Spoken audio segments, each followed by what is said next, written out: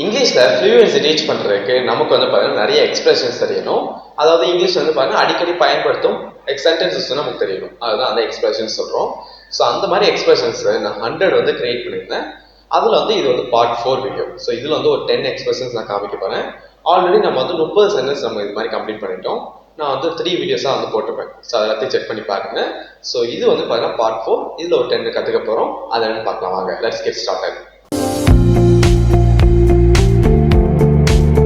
Welcome everyone, this is Akram. How are you all? So இந்த வீடியோல first sentence என்ன அப்படின்னா, do you mind if I sit here? இதுக்கான என்ன meaning வருது அப்படின்னா, நம்ம வந்து எக்ஸாக்டா இங்கிலீஷ் வந்து தமிழ் அப்படியே டிரான்ஸ்லேட் பண்ணோம் அப்படின்னா, நான் இங்க உட்காந்தா தப்பா நினைக்க மாட்டீங்களா அப்படின்னு சொல்ற மாதிரி பாருங்க மீனிங் வரும். பட் நம்ம தமிழுக்கு தகுந்த மாதிரி நம்ம வந்து மாற்றி போய்ப்போம். தமிழுக்கு தகுந்த மாதிரி நம்ம மீனிங் எடுத்துப்போம். ஸோ தப்பா நினைக்காதீங்க, நீங்க உட்காரவா அப்படின்னு சொல்ற மாதிரி எடுத்துக்கோங்க. இதுதான் பாருங்க தமிழுக்கு தகுந்த மாதிரி மேட்ச் ஆகும். ஸோ இங்கிலீஷ் வந்து பாருங்க எப்பவுமே கரெக்டா அப்படியே நம்ம A to Z நம்ம டிரான்ஸ்லேட் பண்ணோம்னா கரெக்டா வராது. ஸோ அதனால நம்ம சம்டைம்ஸ் வந்து பார்த்தீங்கன்னா தமிழுக்கு தகுந்த மாதிரி மேட்ச் பண்ணணும். ஸோ அதுதான் இந்த மீனிங். அடுத்து ரெண்டாவது எக்ஸ்பிரஷன் என்ன அப்படின்னா, தி சீட் ஹேஸ் ஆல்ரெடி டேக்கன். இதுக்கு வந்து என்ன மீனிங் அப்படின்னா, ஃபார் எக்ஸாம்பிள் நம்ம வந்து பஸ் டிராவல் பண்ணிட்டு இருக்கோம் வச்சுக்கோங்களேன். ஸோ நிறைய சீட்ஸ் வந்து பார்த்தீங்கன்னா நம்ம வந்து யாராவது எடுத்துருப்பாங்க, ஆல்ரெடி புக் பண்ணியிருப்பாங்க. ஸோ அதனால பாருங்க நம்ம சொல்றோம் இந்த சீட் ஆல்ரெடி எடுத்துட்டாங்க, இந்த சீட் ஆல்ரெடி புக் பண்ணிட்டாங்க அப்படின்னு சொல்லும் போது இந்த சென்டென்ஸ் நம்ம சொல்லுவோம்.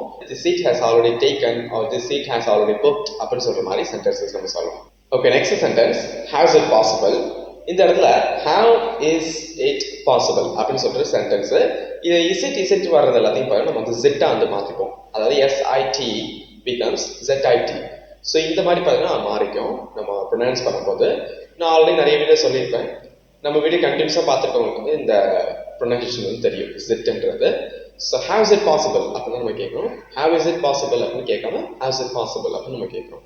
அப்போ இதுக்கு என்ன அர்த்தம், அது எப்படி சாத்தியம் அப்படின்னு சொல்லிட்டு வரும். நான் ஆல்ரெடி நிறைய வீடியோ சொல்லியிருப்பேன். இட்ன்ற வேர்டை நம்ம வந்து ரீப்ளேஸ் பண்ணிக்கலாம். வேற வேர்டு நீங்க என்ன நினைக்கிறீங்களோ அந்த வேர்டு மூலமா இட்ன்ற வேர்டை நீங்க ரீப்ளேஸ் பண்ணிக்கலாம். சரி, next expression, how are things going அப்படின்னு நம்ம கேட்கிறோம். இதுக்கு என்ன மீனிங் அப்படின்னா, எல்லாம் எப்படி போயிட்டு இருக்கு, எல்லா விஷயம் நல்லா இருக்கா, எல்லா விஷயம் எப்படி போயிட்டு இருக்கு அப்படின்னு கேட்கறது தான் பாருங்க இந்த சென்டென்ஸ் சொல்லுவாங்க. how are things going. அப்ப திங்ஸ்ன்றது பொருள்கள் மீனிங் வராது. ஸோ எப்படி பொருள்கள்லாம் போயிட்டு இருக்கு அப்படின்னு வராது. ஸோ விஷயங்கள் நம்ம வந்து நடந்துட்டு இருக்க விஷயங்கள் எப்படி போயிட்டு இருக்கு, லைஃப் எப்படி இருக்கு அப்படின்ற அந்த விஷயங்களை குறிப்பிடுறதுக்கு திங்ஸ்ன்னு சொல்லிட்டு போடுவாங்க. இப்போ how are things going அப்படின்னா எல்லாம் எப்படி போயிட்டு இருக்கு, நல்லா இருக்கீங்களா, எல்லாம் எப்படி போயிட்டு இருக்கு அப்படின்னு நம்ம கேட்போம்ல யாராவது கிட்ட பேசும்போது. ஸோ அந்த மாதிரி அந்த சமயத்தில் நீங்க கேட்கலாம் how are you, how are things going அப்படின்னு சொல்லிட்டு நீங்க கேட்டுக்கலாம். Okay, next one, he told me everything. So அவன் எல்லாமே என்கிட்ட சொல்லிட்டான். ஸோ இதுதான் இதுக்கு அர்த்தம். எவ்ரிதிங் போடாம நீங்க அந்த வேர்ட்ஸ் வந்து ரீப்ளேஸ் பண்ணிக்கலாம். ஸோ நான் எக்ஸ்பிரஷன்ஸ் எது தரேன் அது மூலமா நீங்க வேர்ட்ஸ் வந்து பாருங்க நிறைய வந்து ரீப்ளேஸ் பண்ணிக்கலாம். Okay, next one, don't tell me lies. இதுக்கு என்ன அர்த்தம்னா என்கிட்ட நீ பொய் சொல்லாத. ஸோ நம்ம வந்து பார்த்தீங்கன்னா இந்த இடத்துல singular form plural form. For example cat cats, dog dogs, அது மாதிரி இந்த இடத்துல லை லைஸ். அப்போ பொய்கள் அப்படின்னு சொல்லிட்டு வரும். ஸோ இந்த இடத்துல நான் பொய்கள் தான் கொடுத்துருக்கேன். இல்லை தமிழ்ல அந்த மாதிரி நிறைய பொய் அப்படின்ற மாதிரி நம்ம வந்து புரிஞ்சுக்கலாம். ஸோ என்கிட்ட நிறைய பொய் சொல்லாத, இல்லை என்கிட்ட பொய்கள் சொல்லாத அப்படின்னு சொல்லிட்டு ரெண்டு மீனிங் வரும்.